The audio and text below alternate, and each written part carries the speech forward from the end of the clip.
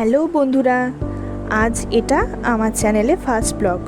প্রতিদিনের মতো আজও ঘুম থেকে উঠে বিকেলে হাঁটতে যাওয়ার জন্য রেডি হচ্ছি। মায়ের সাথেই প্রতিদিন বিকেলে হাঁটতে যাওয়া। অলরেডি মায়ের 2-3 বার ডাক দেওয়া হয়ে গেছে, কিন্তু একটু সাজুগুজু না করলে যেন মনে শান্তি হয় না। আচ্ছা চলো, রেডি হয়ে গেছি, এবার বেরিয়ে পড়ি। একটু আগেই বৃষ্টি হয়েছে, তাই রাস্তা কিছুটা ভেজা ভেজা। মা কিন্তু হাতে ছাতা নিয়েছে। মা বলে বর্ষার মেঘকে নাকি বিশ্বাস করা যায় না। এই ছাতা আবার আমার হাতে কি করে? মা কখন আমার হাতে ছাতা গুঁজে দিয়েছে আমি বুঝতেই পারিনি। কিন্তু দেখো, বৃষ্টি হওয়ার পর রোদ দিয়েছিল বলে আকাশটা কি সুন্দর না? রাস্তায় যেতে যেতে আবার মায়ের মাসিমণির সাথে, মানে সম্পর্কে আমার দিদু হয়, তার সাথে দেখা। বাহ, মায়ের বেশ গল্প করতে করতে যাওয়া হচ্ছে। দেখো, একদিকে আকাশে বর্ষার মেঘ আর আরেকদিকে শরতের।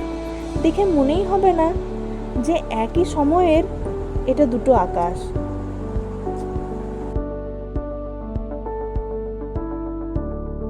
একাই হাঁটতে হাঁটতে অনেকটা এগিয়ে গেছি। পিছন ফিরে দেখি মায়ের আর দিদুর ছাড়াছাড়ি হয়ে যাচ্ছে। দিদুর হাঁটার পরিসীমা নাকি এতটাই, তো আবার আমি ছাড়া মায়ের গতি রইল না।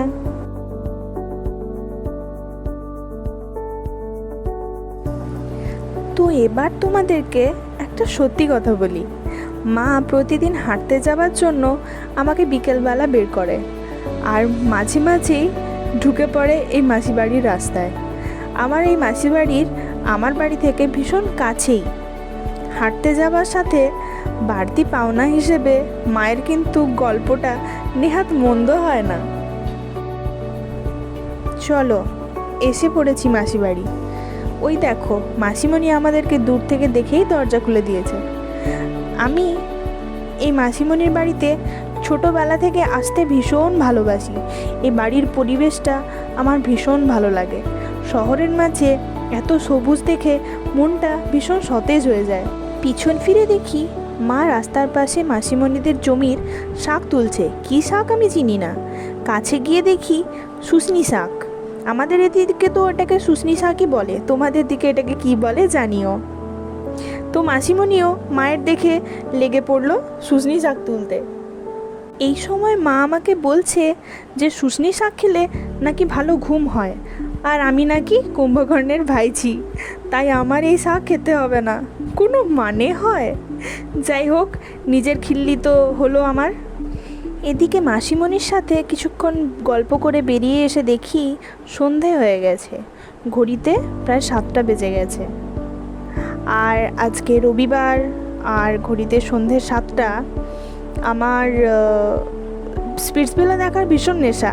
তো 7টার পর বাড়ির বাইরে থাকতে আমার একদম ইচ্ছে করে না, শনি রবি এই দুটো দিন।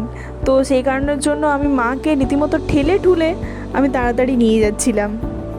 দেখো, সন্ধ্যের পরে সেই রাস্তাটাই কীরকম একটা নির্ঝুম হয়ে গেছে, যেটা বিকেলবেলাতে এত সুন্দর ছিল। এই দেখো, আবার বৃষ্টি নেমে গেছে আসার পথে। তো আরোই জলদি করে যেতে হলো আমাদেরকে। এবার প্রায় বাড়ির কাছে পৌঁছেই গেছি, বাড়ি চলে এলাম আমরা। আর এটা আমার চ্যানেলে ফার্স্ট ব্লগ, কেমন লাগলো জানিও। তো আজকের জন্য টাটা।